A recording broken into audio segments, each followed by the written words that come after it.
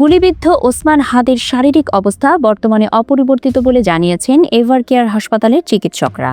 আজ সকাল 11:30 পর্যন্ত চলা বহুমুখী মেডিকেল বোর্ডের বৈঠকের পর সিদ্ধান্ত নেওয়া হয়েছে আপাতত নতুন কোনো অস্ত্রোপচার বা হস্তক্ষেপ করা হবে না, পর্যবেক্ষণ ভিত্তিক চিকিৎসায় চলবে। শনিবার ওসমান হাদির চিকিৎসার সঙ্গে যুক্ত একাধিক চিকিৎসক বিষয়টি নিশ্চিত করেছেন।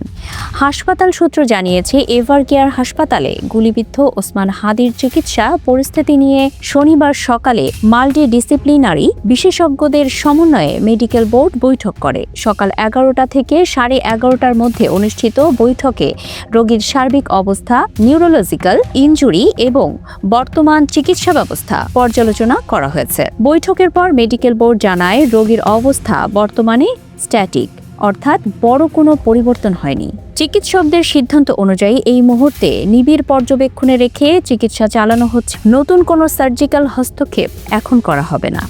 চিকিৎসকরা আরও জানান, গুরুতর ব্রেইন ইনজুরির কারণে রোগীর অবস্থা এখনও অত্যন্ত সংবেদনশীল। যে কোনো মুহূর্তে পরিস্থিতির পরিবর্তন ঘটতে পারে, তাই রোগীকে কৃত্রিম শ্বাস প্রশ্বাসে রাখা হয়েছে এবং সব গুরুত্বপূর্ণ পর্যবেক্ষণ অব্যাহত থাকবে।